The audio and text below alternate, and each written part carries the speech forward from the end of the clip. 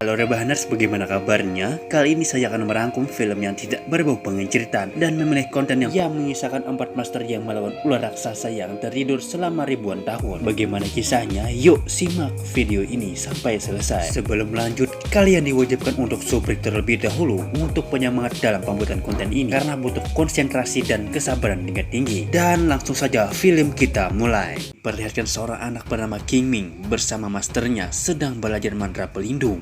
Namun hingga saat ini belum bisa menguasai mantra pelindung. Karena tidak bisa menguasai mantra pelindung, ia berdalih menggunakan mantra teleportasi. I wonder.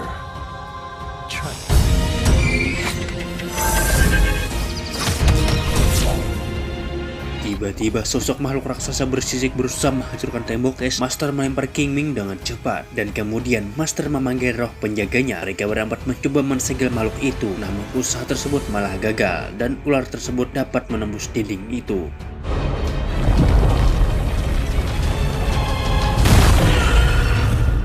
Kemudian para murid master datang membantu. Namun di sini cuma King Ming yang tidak dapat menggunakan mantra pelindung. Master mencoba melindunginya dari serangan makhluk itu. Dengan kekuatan terakhir, siluman rubah mengorbankan dirinya untuk mengalahkan ular tersebut.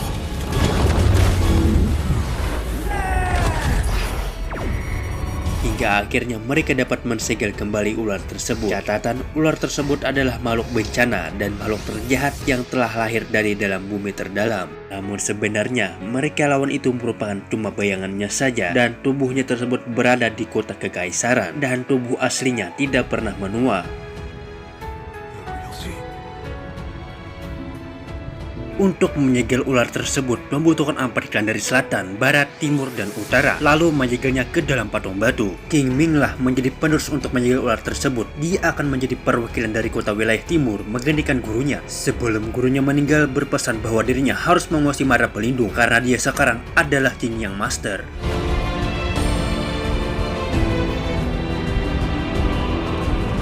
Kabarnya ular bencana sudah menyebar di mana-mana. 4 master pun sudah menuju ke kota kekaisaran. Sesampainya di kota, King Ming bertemu dengan orang yang berkelahi. Pria tersebut merupakan siluman yang berniat meminjam sebuah kecapi. Dan King Ming menolongnya karena pria baju hitam ini bernama Boya sangat anti dengan siluman. Ia tak menginginkan siluman tersebut untuk lari, dan karena hal tersebut dia pun menyerang King Ming.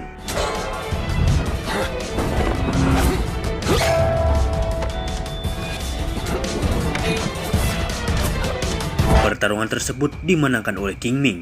Ia mendapatkan kecapinya dan meninggalkan pria baju hitam tersebut.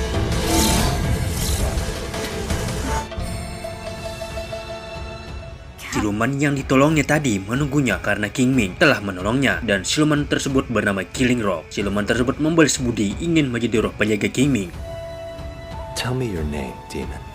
Sesampainya di istana, mereka berdua kembali bertemu dengan wanita ini yang bernama Long Ye dari selatan, dan satu lagi bernama Master Hungro yang sudah tiba duluan dan beristirahat. Mereka juga bertemu dengan Imam Kekaisaran, kita sebut saja namanya Icha, yang bertanggung jawab untuk semuanya. Sebelum semuanya masuk ke kamar masing-masing, Long Ye memasangkan kubah pelindung agar siluman jahat tak bisa masuk. Sure you do here? Tingkat cerita, pagi pun tiba, di mana semuanya telah berkumpul untuk melakukan penyembahan langit. Berselang lama, Putri Changping telah tiba, dan kabar angin, putri tersebut mempunyai sihir yang bisa mengendalikan sang ratu. Demonology. That's why she has the Emperor. Saat bersamaan datang pelayan yang mengabarkan kalau Master Hungro telah tewas di kamarnya. Dengan kabar buruk tersebut, mereka tetap melanjutkan penyembahan langit. Itu yang dibalik tirai tersebut memberikan perintah pada putri untuk menyelidiki atas kematian guru besar tersebut. Dan secara terpaksa, Ichan diangkat menjadi master untuk menggantikan Master Hungro. Setelah dilakukan penyelidikan dan otopsi, Master Hungro dibunuh oleh siluman yang entah dari mana masuk. Padahal Long Ye sudah memasang mantra pelindung. King Min pun curiga ada siluman di dalam istana, dan tidak mungkin ada master yang terbunuh padahal kubah masih utuh. Berarti ada siluman di antara mereka. Untuk mengetahui itu, Long Ye menggunakan kecebong untuk mendeteksi, dan ternyata kecebong itu malah mengarah ke King Ming. Dia dibela oleh Boya bahwa Boya memasangkan jimat pendengar untuk mengetahui gerak-gerik King Ming, dan kecebong itu mengarah kalah King Ming ternyata gara-gara ada siluman kumbang.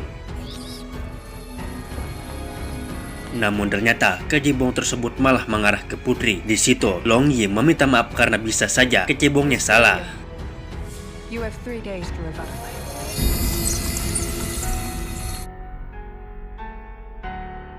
Esok harinya King Ming mengajak Boya untuk bersantai. Pada saat itu Boya mendeteksi ada siluman yang mendekati mereka.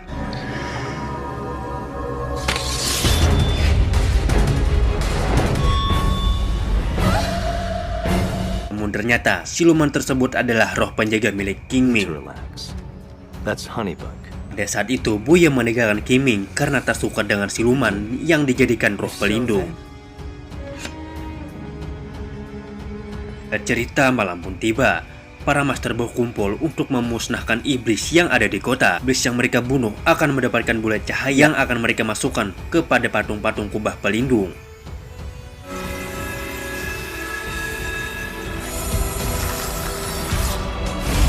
Di sisi lain, King Ming mendatangi kamar Ichan untuk menanyakan kematian Master Hungro. Dia di sini memperlihatkan siapa dia sebenarnya. Namun ternyata Ichan adalah roh penjaga milik guru King Ming yang ditugaskan untuk menjaga sang ratu karena Master Zhongxing telah tiada. Keberadaan Ichan sudah tidak lama lagi. I'm melting away. Setiap malam rutinitas para master mengalahkan iblis dan memasukkan roh ke dalam patung penjaga untuk dibangkitkan.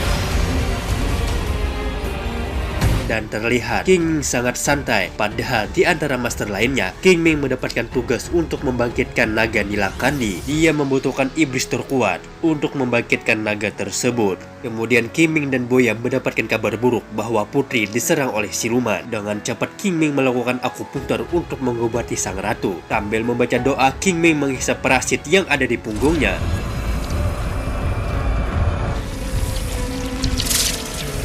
Namun setelah itu King Ming seperti orang kesurupan.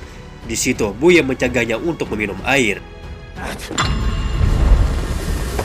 Untungnya King Ming bisa melawan dan berhasil mengeluarkan parasit yang bersarang dalam tubuh sang putri.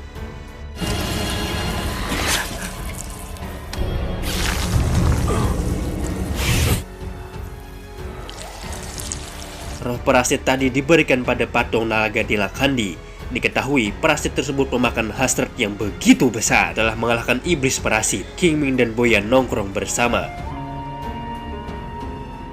I began my training at the temple. Saat itu King Ming memperlihatkan masa lalunya pada Boya. Ia mengisahkan bahwa dirinya lah yang telah membunuh gurunya sendiri, yang telah mendidik dan membesarkannya hingga menjadi Master Yin Yang.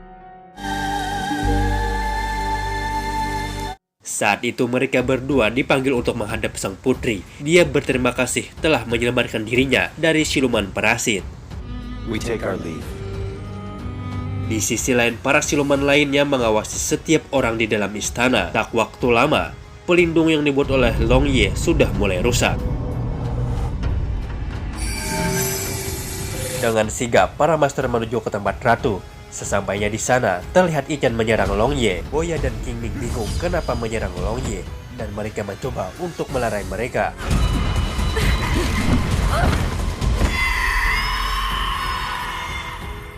Situ, Long Ye dilihat oleh siluman rambut. Sebelum tewas, Long Ye memberikan isyarat bahwa kenyataannya putrilah yang berusaha membunuh ratu. Setelah kejadian tersebut, mereka kembali ke kamar masing-masing.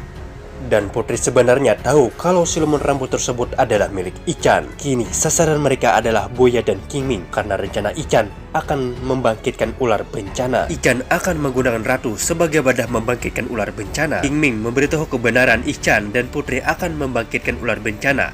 Namun Boya tak percaya. Esok harinya mereka akan melakukan pembangkitan. King Ming akan ke putri dan Boya sebaliknya. Sebelum pergi mereka masing-masing memberikan jimat untuk berjaga-jaga. King Ming memberitahu putri bahwa sebelumnya gurunya mengalahkan bayangan ular bencana. Di situ King Ming juga memperlihatkan pedang yang akan digunakan untuk membunuh ular tersebut. Namun tiba-tiba siluman rambut datang yang langsung membunuh ratu.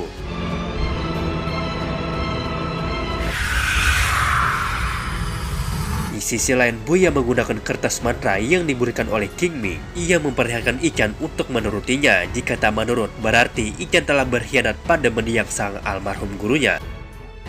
Di sisi lain, King Ming mengajar siluman rambut. Ternyata siluman ini memiliki dendamnya tersendiri.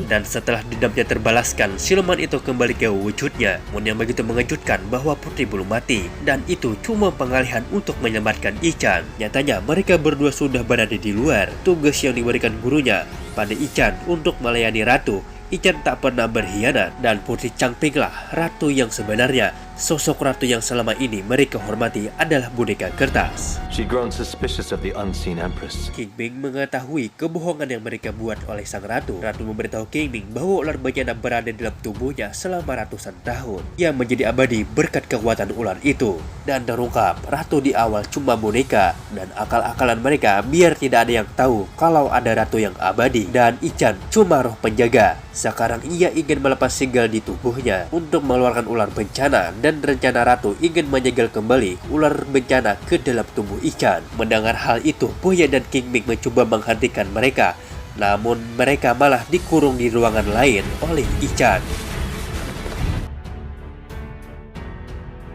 King Ming berhasil keluar dengan mantra teleportasinya. Dengan menggunakan mantra, King Ming berhasil menyelamatkan Boya yang hampir tewas. Saat ini ratu sedang melahirkan seekor ular. Namun saat bersamaan, pedang yang ada di King Ming merasakan kalau ular bencana telah bangkit. Secara langsung, Ichan melindungi ular bencana dari pedang tersebut. Di situ, ular bencana masuk ke dalam tubuh Ichan dan mengembalikan badan yang kini mulai menjadi abu.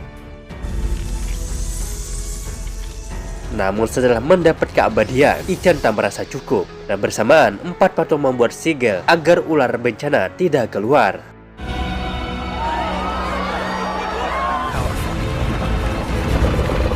Namun yang tidak bangkit cuma patung burung yang tanggung jawab Ichan, karena dia tidak pernah memberikan roh siluman pada patung tersebut. Ichan berencana membawa sang ratu keluar dari kota kekaisaran dan menjalani hidup bersama-sama. Namun sang ratu masih memiliki rasa kemanusiaan. Kalau diteruskan akan bertambah banyak korban. Namun tiba-tiba ia malah mendorong Ichan bersamanya. Dan Boya datang untuk menghentikan mereka. Di sana ia memanggil roh penjaganya. Pelindung dan perlawanan mereka tidak berpengaruh terhadap ular bencana. Situ Boya berencana rencana yang begitu beresiko. Ia mengorbankan dirinya untuk membangkitkan patung yang keempat, membuat pelindung agar ular bencana tidak keluar dari kota kekaisaran.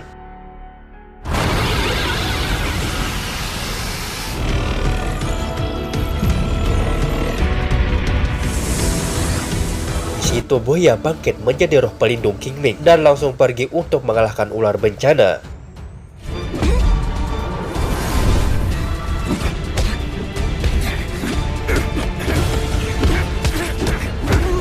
Saat bersamaan King Ming memasuki alam bawah sadar sang ratu, ia memperlihatkan kilasan masa lalunya sebelum sang guru meninggal.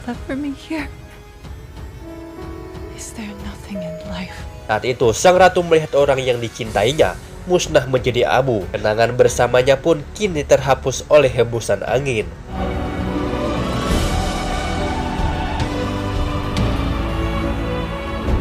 Dia diberikan pedang untuk membunuh ular bencana. Itu sang ratu mengorbankan dirinya agar ular bencana bisa dibunuh bersama Ichan.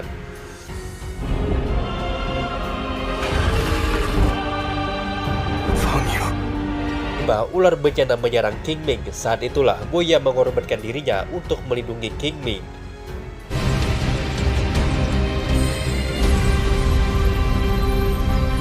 Namun ternyata King Ming melindungi tubuh Boya dengan mantra pelindung. King Ming mendapatkan mantra pelindung yang paling terkuat.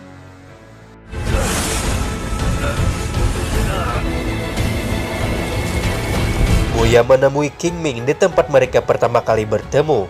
Kini ular bencana sudah berakhir dan para warga kini hidup dengan damai. Dan film pun selesai.